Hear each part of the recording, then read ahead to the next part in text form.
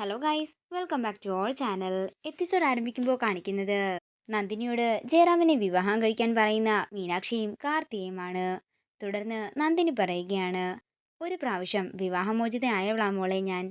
എനിക്കിനിയും ഒരു വിവാഹത്തിനോട് താല്പര്യമില്ല. ഇത് കേൾക്കുന്ന കാർത്തിയും മീനാക്ഷിയും ഞെട്ടലോടെ നിൽക്കുകയാണ്. അമ്മ ഇതിന് സമ്മതിക്കണം. അമ്മയും അമ്മാവനും ഒരുമിച്ച് ജീവിക്കുന്നത് കാണുന്നതാ ഞങ്ങൾക്കിഷ്ടമെന്ന് കാർത്തി പറയുമ്പോൾ, ഇപ്പൊ ഈ പ്രായത്തില് ഞാൻ വിവാഹം കഴിച്ചാൽ എല്ലാവരും കളിയാക്കില്ലേ എന്ന് നന്ദിനി ചോദിക്കുന്നു. അത്തരം സ്വപ്നങ്ങളൊന്നും എനിക്കില്ല മക്കളെ. വെറുത്തുപോയൊരു കല്യാണ പൂമാല ഇനിയും കഴുത്തിലിടാൻ നിങ്ങൾ എന്നെ നിർബന്ധിക്കരുത്. എന്റെ പൊന്നുമക്കളോട് എനിക്കൊരു അപേക്ഷയുണ്ട്. ഇനി ഇതിന്റെ പേരും പറഞ്ഞുകൊണ്ട് എന്റെ അടുത്തേക്ക് വരരുതെന്ന് പറഞ്ഞ് നന്ദിനി ദേഷ്യത്തോടെ അവിടെ നിന്ന് പോകുന്നു. പിന്നീട് കാണിക്കുന്നത് സാവിത്രിയെയാണ്. ക്ഷേത്രത്തിൽ പ്രാർത്ഥിച്ചുകൊണ്ട് നിൽക്കുന്ന സാവിത്രിയുടെ അടുത്തേക്ക് ഇന്ദ്രജ വരികയാണ്. നീ എന്താ ഭജന ഇരിക്കാൻ വന്നതാണോ എന്ന് ഇന്ദ്രജ ചോദിക്കുമ്പോൾ, എനിക്കങ്ങനെ ഭക്തിഭ്രാന്തൊന്നുമില്ലെന്നും ഞാൻ പ്രാർത്ഥിക്കാൻ വന്നതാണെന്നും സാവിത്രി പറയുന്നു. കുറച്ചു നാൾ മുമ്പ് വരെ നീ എൻ്റെ ബെസ്റ്റ് ഫ്രണ്ടും കൂടാതെ എൻ്റെ നാത്തൂനുമായിരുന്നു. നിനക്കെന്നോട് എന്ത് സ്നേഹമായിരുന്നു. എന്നിട്ട് ഇപ്പൊ നിനക്ക് എന്ത് പറ്റിയെന്ന് ഇന്ദ്രജ ചോദിക്കുന്നു. ആർക്കും ഉപദ്രവമില്ലാതെ ജീവിക്കാനാ ഇന്ദ്രജെ എനിക്കിഷ്ടം. എന്നെ വിട്ടേക്കാൻ സാവിത്രി പറയുമ്പോ, അല്ല, ചെമ്പകമംഗലത്തെ ജയറാമനും നന്ദിനിയും കൂടി കല്യാണം കഴിക്കാൻ പോവുകയാണെന്ന് അറിഞ്ഞല്ലോ. എന്താ സത്യമാണോ എന്ന് ഇന്ദ്രജ ചോദിക്കുന്നു.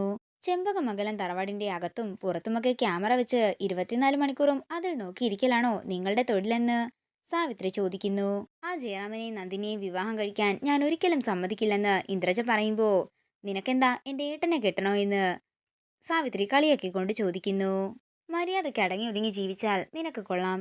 ഇല്ലെങ്കിൽ നിന്നെ അടക്കാനായിട്ടെ ചങ്ങലയും കൊണ്ട് നിന്റെ ആങ്ങളെയും ഞാനും കൂടി ഒരു വരവങ്ങ് വരും. വഴി മാറി നിൽക്കടിയെന്ന് പറഞ്ഞ് ഇന്ദ്രജയെ തള്ളിമാറ്റി സാവിത്രി അവിടെ നിന്ന് പോകുന്നു. പിന്നീട് കാണിക്കുന്നത് ചെമ്പകമംഗലമാണ്. നന്ദിനിയുടെയും ജയറാമിന്റെയും കാര്യമോർത്ത് ടെൻഷനോടെ നിൽക്കുകയാണ് മീനാക്ഷി. അതേസമയം കാർത്തി അങ്ങോട്ടേക്ക് വരുമ്പോൾ കാർത്തിയോട് മീനാക്ഷി ഈ കാര്യം പറയുന്നു. അതിന് ഒരു വഴിയുണ്ടെന്ന് പറഞ്ഞ് തന്റെ പ്ലാൻ മീനാക്ഷിയോട് പറയുകയാണ് കാർത്തി. അതേസമയം നന്ദിനിയുടെ മ്യൂറൽ പെയിന്റിങ്ങിനെ പുകഴ്ത്തിക്കൊണ്ട് നിൽക്കുകയാണ് ജയറാമൻ. ഇത് കാണുന്ന മീനാക്ഷി പറയുകയാണ്, അച്ഛനെയും അമ്മയും പ്രണയിപ്പിക്കേണ്ട ഗതികേട് എനിക്കാണല്ലോ വന്നത്. തുടർന്ന് മീനാക്ഷി അവരുടെ അടുത്തേക്ക് ചെന്ന് പറയുകയാണ്, അതെ, വൈകമോൾക്ക് കുറച്ച് സാധനങ്ങൾ വാങ്ങാനുണ്ടായിരുന്നു. നിങ്ങളുടെ മകന് തിരക്കോട് തിരക്ക് തന്നെ. ഞാൻ കുറിപ്പ് തരികയാണെങ്കിൽ അച്ഛനും അമ്മയും കൂടി ഒരുമിച്ച് പോയി വാങ്ങിക്കൊണ്ടു വരാമോ എന്ന് മീനാക്ഷി ചോദിക്കുമ്പോൾ, നിനക്ക് പോയാ പോരെ, കുഞ്ഞിനെ ഞങ്ങൾ നോക്കിയാ പോരെ എന്ന് നന്ദിനി ചോദിക്കുന്നു. ഞാൻ പോകാൻ കാർത്തിയേട്ടൻ സമ്മതിക്കില്ല. അമ്മയും അച്ഛനും കൂടി ഒന്ന് പോയിട്ട് വാ. തുടർന്ന് നന്ദിനിയുടെ കയ്യിൽ ലിസ്റ്റ് ഏൽപ്പിച്ച് മീനാക്ഷി അവിടുന്ന് പോകുമ്പോൾ, എന്നാ നമുക്ക് പോകാമെന്ന് ജയറാമനും പറയുന്നു. പിന്നീട് കാണിക്കുന്നത് രാജലക്ഷ്മി അമ്മയോടും കൈമളിനോടും യാത്ര പറഞ്ഞ് സാധനങ്ങൾ വാങ്ങാനായി ഇറങ്ങുന്ന ജയറാമിനെയും നന്ദിനിയെയുമാണ്. പിന്നീട് മനസ്സ് മാറുമോ രാജലക്ഷ്മി എന്ന് കൈമള് ചോദിക്കുമ്പോൾ, നമുക്ക് അതിനുവേണ്ടി പ്രാർത്ഥിക്കാമെന്ന് രാജലക്ഷ്മി അമ്മ പറയുന്നു. അങ്ങനെ അവരവിടുന്ന് ഇറങ്ങിയ ഉടൻ തന്നെ മാലതി ഇന്ദ്രജയെ വിളിച്ച് വിവരം പറയുകയാണ്.